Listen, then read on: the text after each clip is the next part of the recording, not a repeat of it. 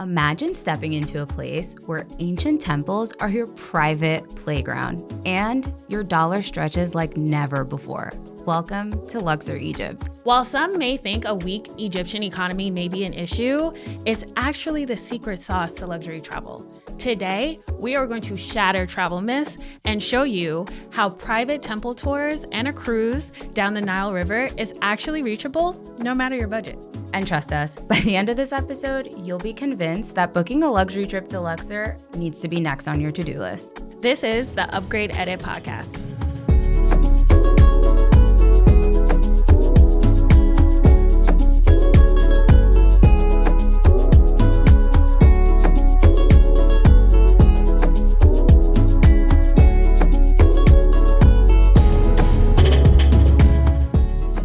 Welcome to the Upgrade Edit, where luxury travel meets culture, current events, and the unfiltered conversations you won't hear anywhere else. I'm Fed. And I'm Sierra. And today we're talking about a place that should be on everyone's list, but maybe not for the reasons you think.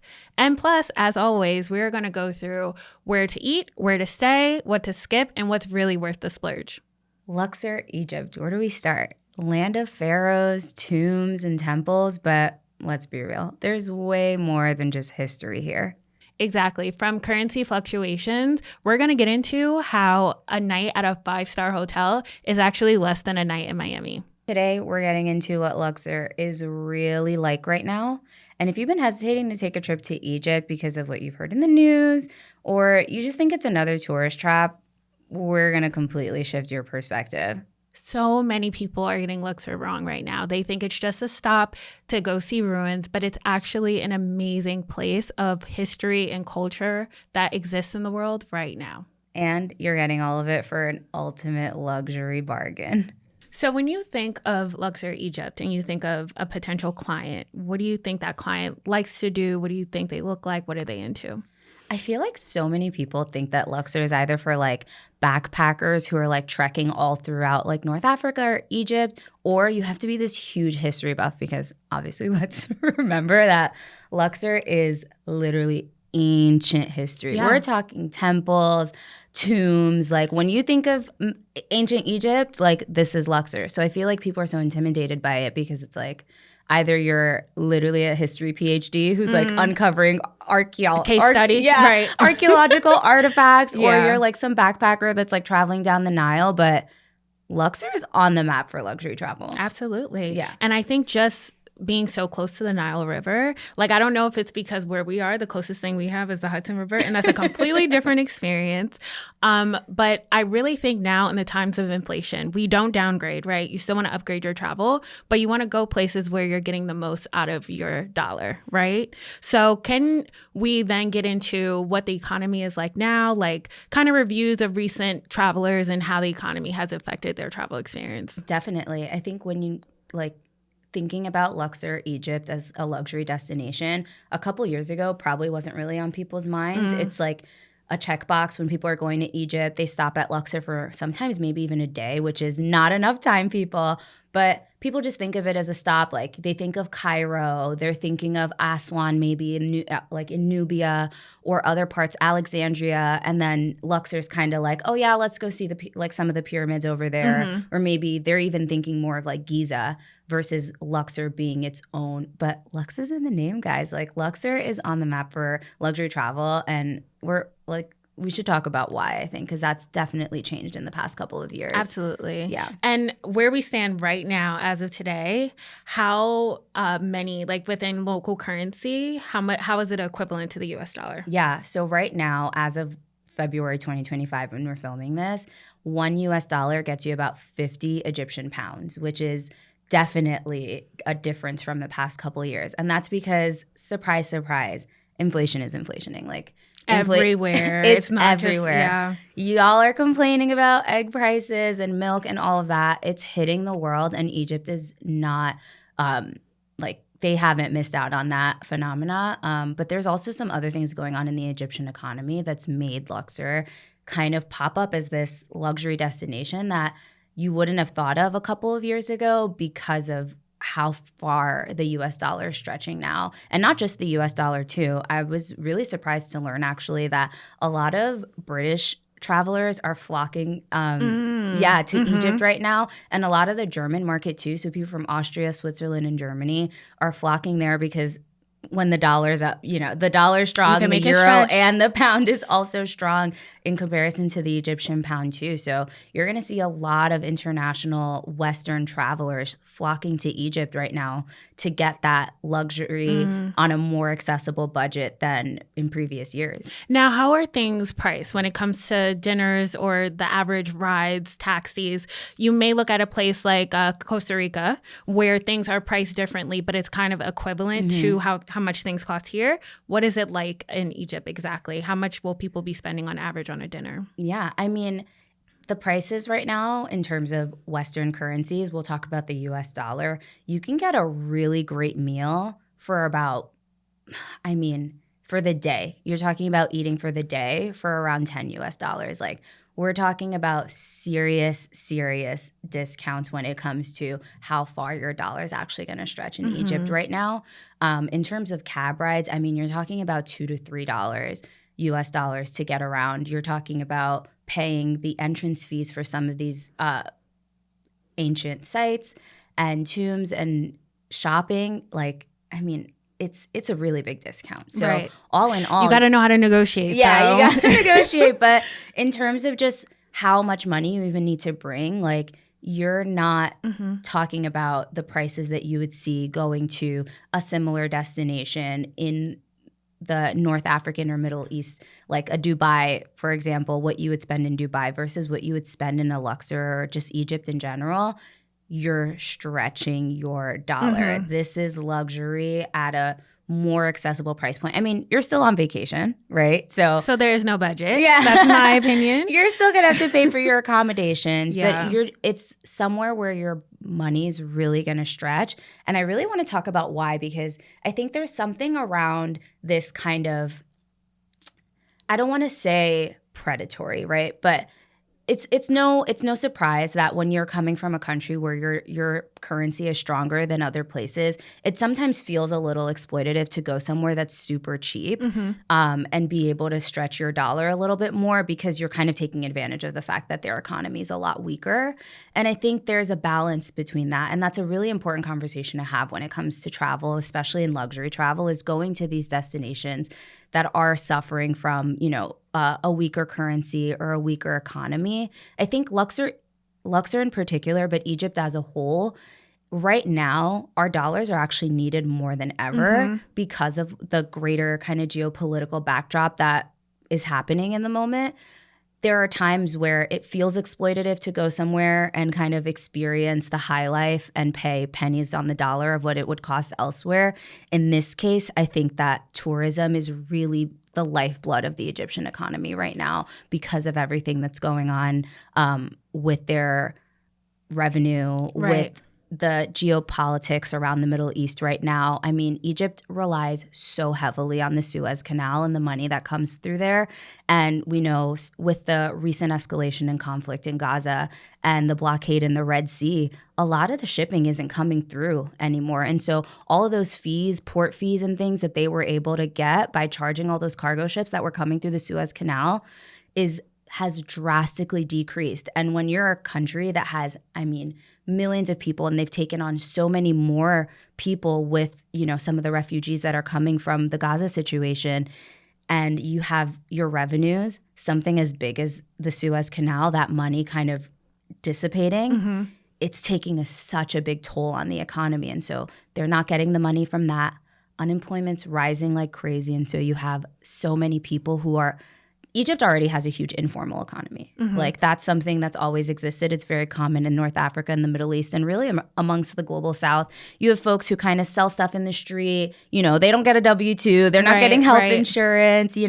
It's not a formal job, but it's an informal economy. They have a lot of that. But as a lot of these sectors are experiencing strain with what's going on in the economy, it's really making it that much more imperative, those tourism dollars that are coming in. A lot of people don't know this. Egyptians make between $1 to $2 a day. And it's ridiculous. And I really think the culture of tipping and tourism need to go hand in hand with each other. Like you said, it shouldn't be a spirit of, I'm going to another country whose economy is weaker than mine, so let me just get by and not tip. You should be tipping more, because at the end of the day, this is going back into the funnel of the local communities where it's not even a situation. Or maybe you go there and you look at the different ways you can give back, right? 1-2 hours of your day, but I really think it makes the difference, because what's going to happen is, if not, I personally believe that the local government has every right to increase fees, whether it be departure fees, things through travel, so they can level out. There's no way that they expect people to work hard hour after hour. They have these tourists coming in and there's no return or benefit from it. Absolutely. That's such a great point to talk about the tipping, because there's actually a dollar shortage right now in Egypt. So when we say dollar shortage, meaning where the US dollar is the world reserve currency. So every government around the world needs to hold some amount of US dollars in order to pay for imports and exchange money for oil that they need to import and all these other things. And there's been an acute dollar shortage that's really been suppressing imports because of, obviously, like, all of the things going on with shipping and the Red Sea and the blockade and what's going on in the Suez Canal. There's a backlog at the ports. It's affecting local industries. There's not even enough dollars circulating in the economy. And their money's been depreciating by more than 2/3 against the dollar since 2022. So purchasing power is being eroded. It's taking way more Egyptian pounds to even buy your basic goods. And even, I think a lot of what people don't understand, because they think like, well, obviously the situation in Gaza is really affecting what's going on in Egypt because they border Gaza and Israel. But actually, the war in Ukraine has also taken a huge hit on the Egyptian economy, because they actually imported a lot of their wheat from Ukraine. And since the war, the Egyptian government has been subsidizing bread because of how high the wheat prices have been. Obviously, there's been a war going on in Ukraine, between Ukraine and Russia, and Ukraine was considered the breadbasket of the world. They export so much wheat that we use for everything. And so now you have the war raging, not enough US dollars, economy's in the toilet, inflation is inflationing, the government's needing to subsidize basic goods for people to even live, and you're talking about an economy where most people are living on $2 a day. Like, the pressure is on. And so any little bit of alleviation that you can bring with your strong currency, to tip local, shop at the local markets with the local artisans. Also at your hotel. Don't feel like it's only on excursions and local, like the people that are working within the hotels, any spas that you're going to, feel like you have to also tip them as well. Definitely.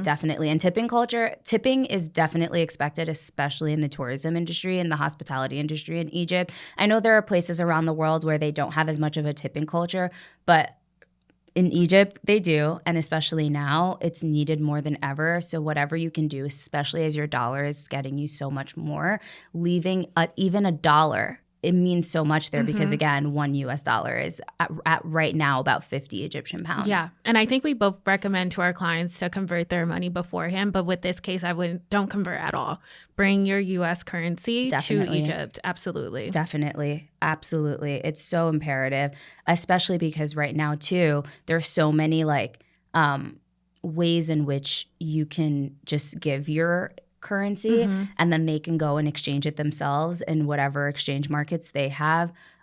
It's really important to think about the impact. I know there's a fine line, I think, between exploitative luxury tourism, where you're going to the global south to kind of take advantage of the prices, and when you can actually make a difference in the local economy. And I think Egypt as a whole, but particularly Luxor right now, is somewhere where you really can make a difference coming from the global north or the west with our strong currencies at the moment. And even seeing what you can do after your trip. Definitely. I know there has to be different causes or foundations where you can give back. I know they're also going through an energy crisis that they rebounded from, but still there are power plant issues. So here's the thing. We're giving you this information because I think you really have to make sure you educate yourself of what's going on. That could also go into safety, where Luxor, there isn't a safety issue, but I think going to a country that you're not aware of, knowing what the locals are going through can set you up where you don't stick out like a tourist. You know something and you're educated on what's going on.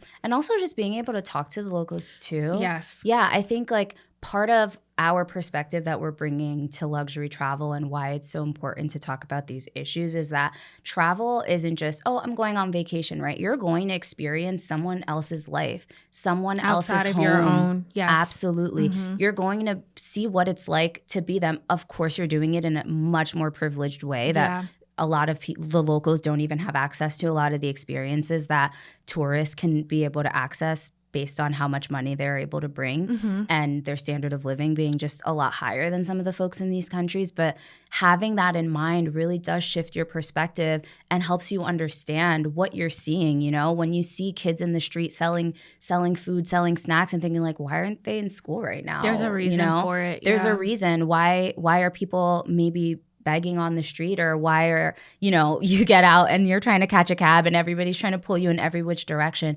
They need this money. It's survival. Yeah. Like that's their day to day.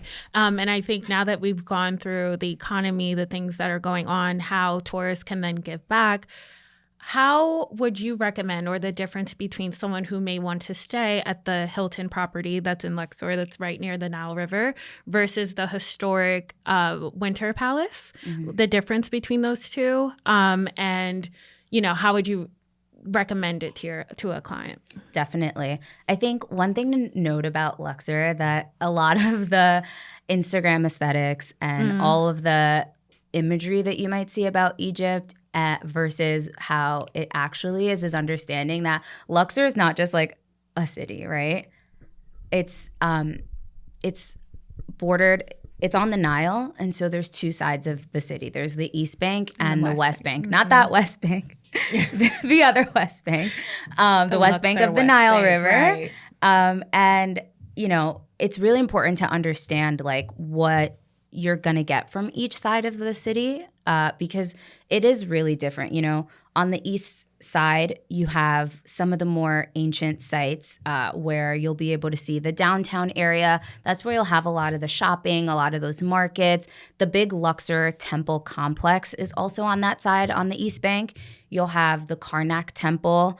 That's a big one. That's one that you don't want to miss. Is going to be on the East Bank. The Mummification Museum, the Luxor Museum, all that's going to be on the East Bank. So if you want more of that like hustle and bustle where all of a lot more of the hotels are also on that side, that's where you're going to maybe think about staying. It's literally an open living museum where there's a piece of history everywhere you go. Everywhere. You're in history. Like when you're stepping into 3,000 years of history. It's insane. And so that's one thing to think about when you're thinking about where do I want my hotel to be, depending on really what you want to do. But again, it's on the Nile, and so it's really easy to get across. Like you can take a local barge, like pay a couple Egyptian pounds, not even that much, and be able to get across the Nile and go to the other side. And that's what most people do. So don't feel like you're restricted on which side you want to stay on, but understanding what it is you're looking for out of your trip, that's where you want to have that consideration. Then you have the West Bank of the Nile River, where that's where you're going to get the Valley of the Kings, the Valley of the Queens, the Temple of, I'm totally going to butcher this. If you're Egyptian, don't leave me. Read us in the comments. Right? Hatshepsut. It's a huge temple. You can't miss it. You're going to find the necropolis, and that's where you're going to get the tombs of the old pharaohs. Ramses' tomb is there. And so that's going to be a lot more historic. All of the sites that you think of when you think of Luxor, that's on that side. So that's more of the historic side. That's more of where you'll see the really big heavy hitters of the ancient kind of ruins and the sites that the city's most known for are going to be on the West Bank. But it's also a bit quieter, right? So it's really up to you on which side you're looking for. If you want more of the restaurants and the shopping, you know, East Bank. If you want more of the history and the culture, you want to be on the West Bank, but getting across is super cheap, super easy. There's so many locals. A like balance of both. And Yeah. now I don't understand how people have done one day. Like, you definitely need at least 3 days At least 3 to days. submerge yourself in this amazing culture. And that's what I was saying in the beginning. A lot of people take Luxor as like it's just a checkbox. Like they just go for the day. Maybe they'll take a Nile River cruise, which we'll get into actually, and just stop there for the day. But it's so chaotic. I mean, at peak time, there's so many like the group tours. It's so hectic. Also, it's hot. Like you're in the desert. Like hot. And that brings up another point of, I know we're on vacation. And look, this is the kind of traveler I am. I know we're on vacation. We want to sleep in. We don't want it to be a sense of urgency. But if you get out earlier with these group tours and the temperature earlier in the morning, I think you'll enjoy more. You'll actually have time to slow down and immerse yourself in the culture rather than going around being in the rush of things. And also midday. And another thing is when you're in somewhere new, especially your first like 12 hours, you want to give yourself a chance to adjust. It may be completely different than what you're used to. That's okay. But I think if you just wake up, enjoy the sunrise, you can take a nap during the day. I'm not saying stay up all day long. But I think really with weather, especially if you're going in hotter, where it's hotter, wherever you are, it's going to be extremely hot there. Yeah. So definitely factor that in. Absolutely. And I think another thing, a big misconception about these sites is that you have to go like during their opening times. But again, we're talking about luxury here. Private guides are some of the best ways to be able to get into these ancient sites early in the morning before they even open to the public, to get a private tour. I mean, it's literally you, the sunrise, your private guide telling you everything about what you're surrounded by, the history, the Egyptology, understanding the carvings and the artifacts that you're looking at in the early morning before those crowds hit, and also at night. A lot of these temples offer night tours, which are— the lighting is absolutely gorgeous at night. The flicks, 10 out of 10. And like, you don't have to worry about strangers being in your picture. Exactly. Like, no one's going to be photobombing. It's the perfect, I think, night and early morning with a private guide. And if that overwhelms you or you don't know where to go, this is where an advisor can help you when it comes to private guides. Yeah, especially being able to recommend a reputable one, being able to recommend one that speaks your native tongue, because obviously not everybody speaks English. So they have guides that speak different languages, but also they're experts, right? They're steeped in these are history aficionados. They know what they're walking, what they're around. They do this for a living. And I know about myself. I don't know about y'all, but you know, I have so many questions. Like, first of all, who built this? What is this? Right. Like, how did they do this? I want to know everything. And it's really hard to do that when you're being surrounded by like 15 groups. You got 50-year-old grandmas. You got kids running around trying to climb stuff. Like, it's hot. You're hot. Everyone's annoyed. It's too much. It's too much. It's too much. So definitely luxury tip there is getting a private guide and going early in the morning, getting that first access into those locations, especially the temples and some of the museums, and then also at night. That's definitely a good tip. I know some of the temples also limit how many people could go in and out per day. Yeah. So another thing, be one of the first there with a guide. And if you have a private guide, they may be able to slip through.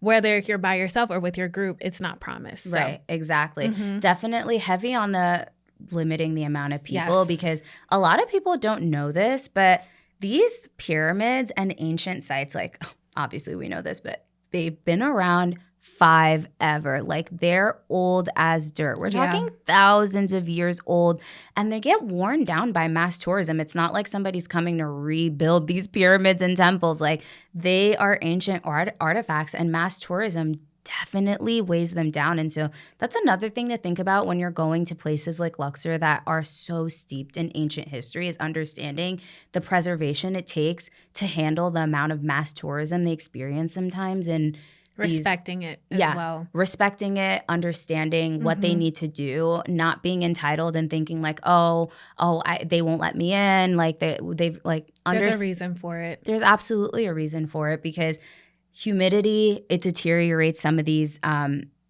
like ancient artifacts and paintings. Also your breath, like the carbon dioxide Which that I you're didn't know. Ben educated me on that. I was like, wait, what? Yes, your breath. Yeah. Imagine you're in a museum that thousands of people or hundreds of people with their hot breath are walking through In the heat, in the hot breath. See?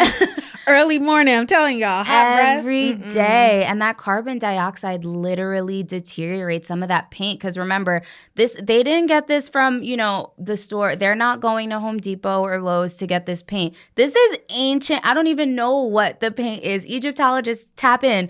I don't even know how they painted this. Whatever they used, it doesn't have the artificial preservatives and the lead and all that we have now. This is ancient, literally old as dirt. And I'm sure if they tried to restore it in any way, it would be it would be an issue because it's not the same. And I also think it would bring the value down as well. Yeah, definitely.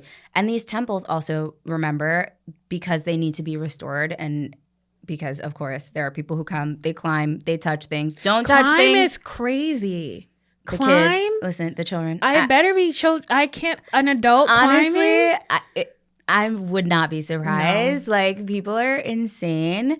But again, these sites, these ancient sites, they need to be restored. Sometimes the weather too, the flooding. It rains. Yes, no. And as we have more natural disasters, unfortunately, it's really something where a lot of these temples and sites may be closed soon. Yeah. So it's beyond even stretch of the dollar. It's like, if this is something that's a passion of yours that you really want to experience, I would say now is the time. Yeah, come see it because, again, the weather patterns are changing. Sometimes these sites are closed for restoration. And so if you can make it out there to see them and really get like the real full explanation and experience of how they came to be, do it now. And when you're there, obviously, be mindful, Be demure. Yeah, be cutesy. Like, don't touch. We don't do that. We don't need to be breathing all our hot breath on that. We don't need to be doing that. Mm-mm. We don't need to be in the crowds. We can come early. We can go at night, I think another thing that I wanted to touch on, because,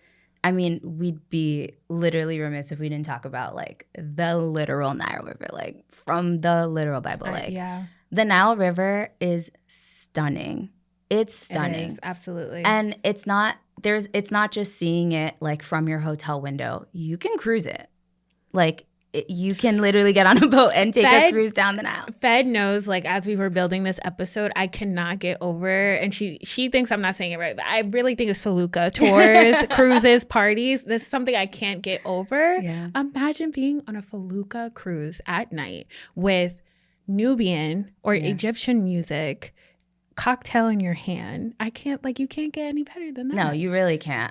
It's literally the Nile River. Like, let's be for real. Like, absolutely. You're literally cruising on history. And I think a lot of people, and this touches on really how the world has shifted so much. A lot of people, when they think about Egypt, they just think about Arabian culture, Arab culture. But Egypt is literally an ancient civilization. So before the Arab conquest and, from the Arabian Peninsula, Arabs obviously moved throughout the Middle East and North Africa and Arabized the land. So they speak Arabic in Egypt, but they're not all Arabs. And that's something that a lot of people don't know about Egypt, is that there's a Nubian population. Like, when you think of Nubian goddess, you think of melanated skin, black skin, Queen of Sheba and all of that.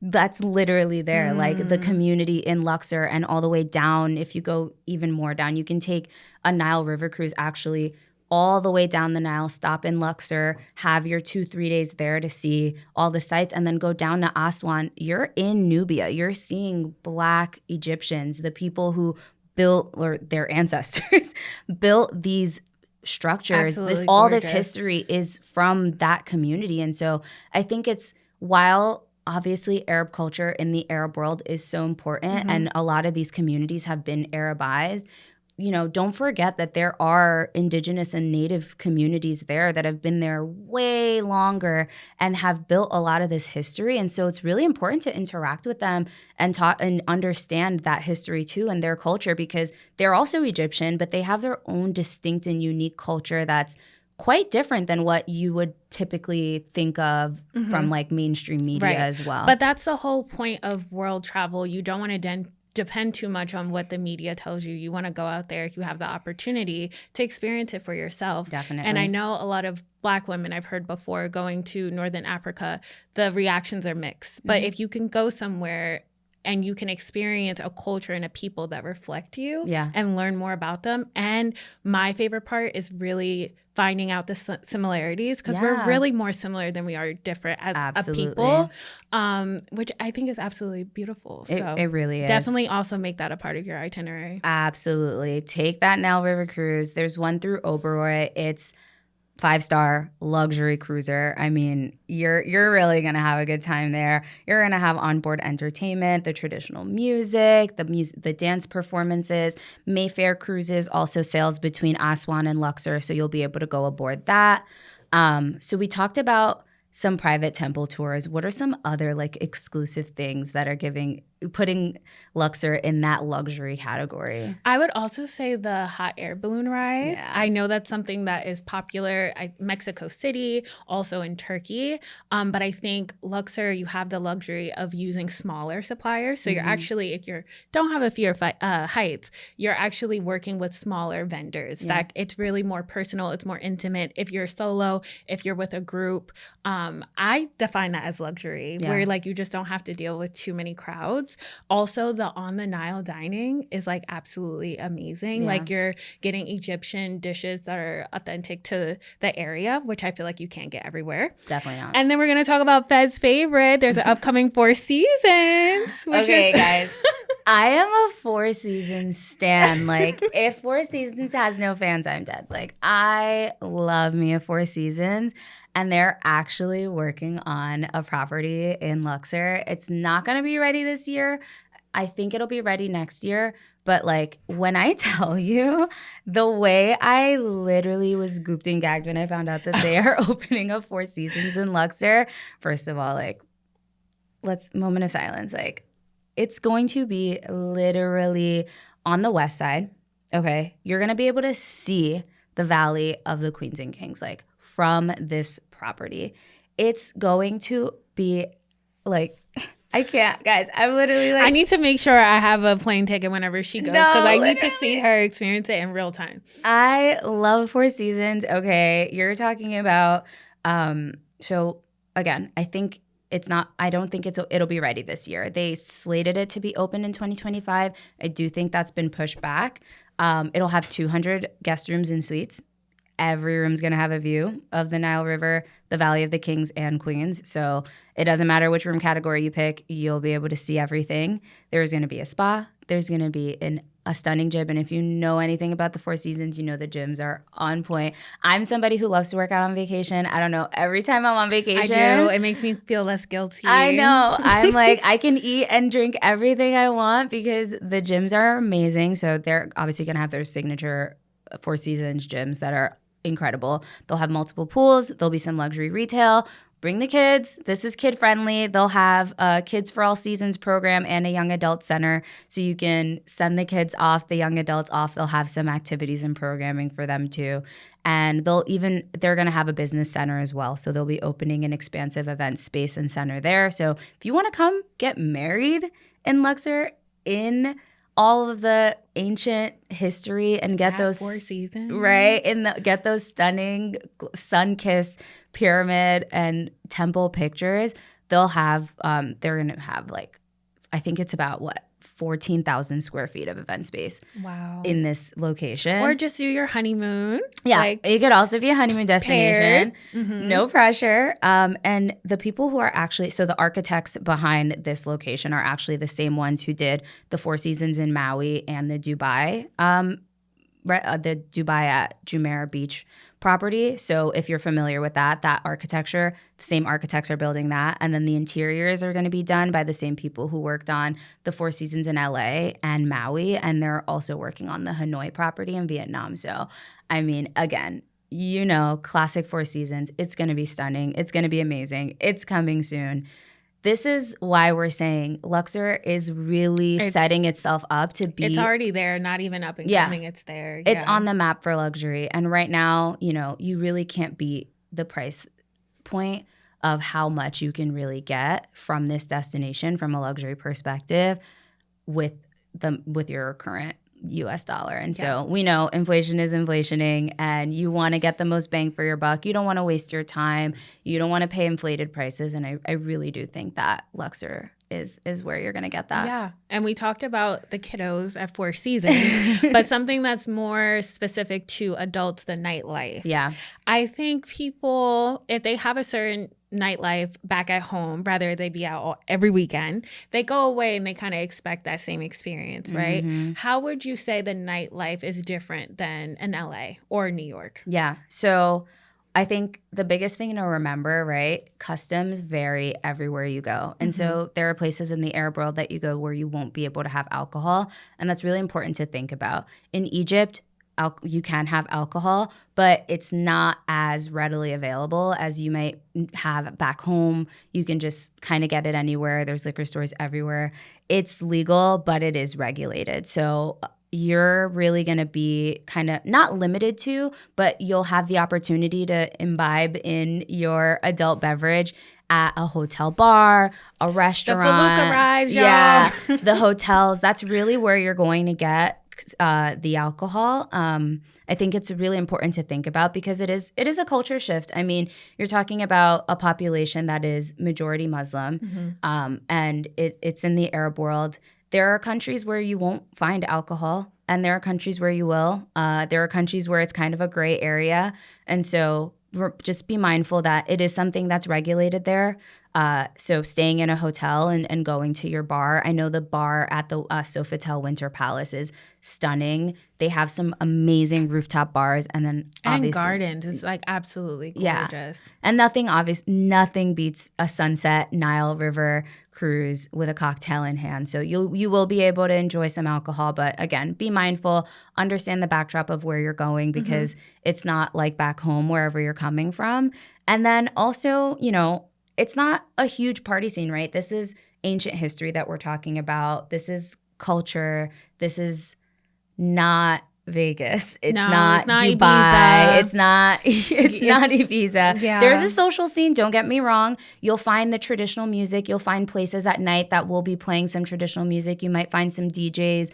A lot of it, again, will be in some of the hotels and some of the bars and some designated places, but you're not going to get that club nightlife experience. I think, the closest to that, some dinners or restaurants may have like an after hour where they're throwing up their napkins and they have entertainment, but after that, maybe not. But just be mindful. I just think you don't want the consequence of just looking like an embarrassed tourist or just like you wake up the next morning and you just have a story that you're not proud of. Yeah. Respect the customs, respect the culture, and you'll be good. Yeah. And knowing that ahead of time too, you can focus that in different destinations, right? You can start in Cairo, you can go to Alexandria, you can go to some of the other places where you might have that, but just know what to expect. If you're pardon my French, if you're a total pisshead or if you're a partier, you that's not what you're going to get from this destination, but maybe you want to take 2 or 3 days off to get some culture. That's what you're going to find in Luxor. You're going to find local, traditional meets modern luxury. I think that's really how I would frame Luxor if you want to go as a luxury destination. Yeah. If I have a client that hits all those marks, I will definitely recommend Luxor to them. Definitely. The next time. So let's wrap this up with some of the most burning Googled questions about Luxor. I think a lot of people want to know, what's the skinny? What do I need to know? We're going to give you some real answers. What's the first one? So the first one is Luxor really worth visiting? Even though we just gave you all the reasons in the world why it is, but yes, of course, 100%. It's literally an open air museum. If you're coming to Egypt and you skip Luxor, you're really doing it wrong. You're missing out on You're really doing half it the wrong. experience of what Egypt is about. Another question, how many days do you really need? Yeah, minimum two, just because, there's two sides, like we explained, the East Bank and the West Bank, and they both have historical sites there. So you'll want to spend at least 1 day on one side and 1 day on the other. And so at least 2, ideally 3, especially if you're going to take from there, go more south and take that Nile River cruise down to Aswan. I think 2 days minimum, 3 if you have time. If you want more of the experience. And then best time to visit, I would personally say October to April during cooler weather. Definitely. I'm telling you, the heat will ruin the experience unless you're a person that can handle it and it won't interrupt. I am not. Like, I will literally be sitting down, face red and day ruined. So just keep that in mind about overall weather. Another question is, how do you get around? Yeah, so there are cabs. You can get a private driver. They do even have the horse-drawn carriages, but again, I don't know. It's always iffy with the animal tourism. Yeah. You want to make sure that the horse doesn't look, skinny and dehydrated and they're just treating it badly. But taxis are readily available. Not Uber. No. Not Uber, but, local cabs. Just make sure you negotiate the price before you get in.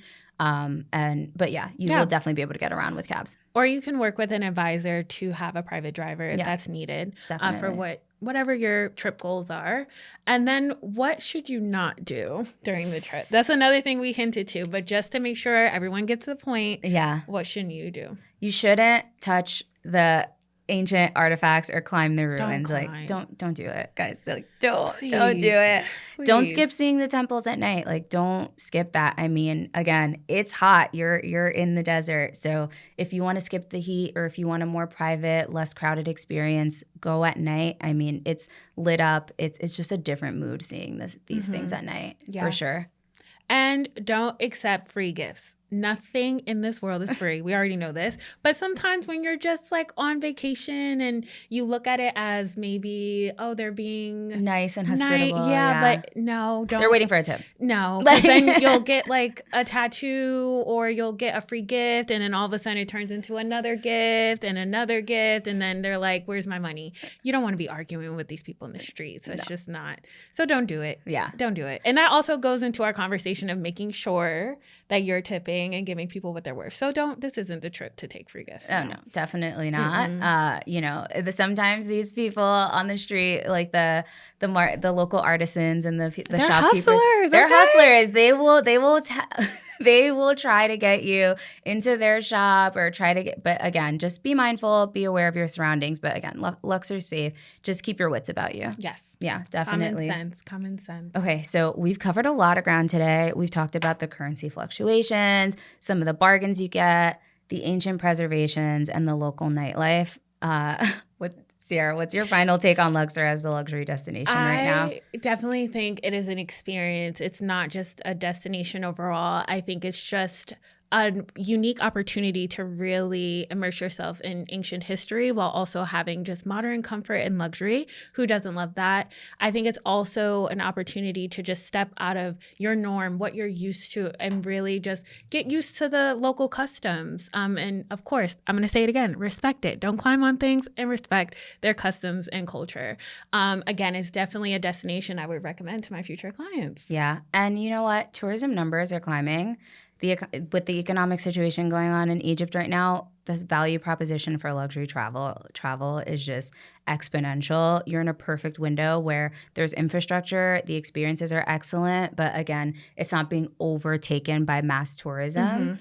Mm-hmm. Egypt it's rising. It's definitely a popular destination in the Middle East, but getting out of some of the bigger destinations like Cairo and Alexandria and going to Luxor will definitely be good. And this magic moment's happening right now in Luxor. It won't last forever. So if you're listening and you're inspired to plan a trip, remember that as luxury travel advisors, we specialize in creating all types of itineraries that go beyond just your standard tourist circuit. Flight, hotel, that's it. No. Yeah, and it's very important that if you can, having private guides, rather it be with transportation, but then also any excursions you do can really make or break your experience. Definitely. Mm-hmm. So even if you're not planning a trip right now, we hope this episode's just given you a different perspective on luxury travel to Egypt. It's not just checking off ancient sites off your bucket list. You're experiencing rich culture, you're contributing to the local economy, and you'll be creating memories that will really last a lifetime. And you'll really just get an incredible value for your dollar right now. So that's it. That's the ultimate upgrade. I hope we've given you everything you know. This is what Luxor has to offer right now. And don't forget to come back for the next episode. Okay. We'll be here. Thank you, everyone.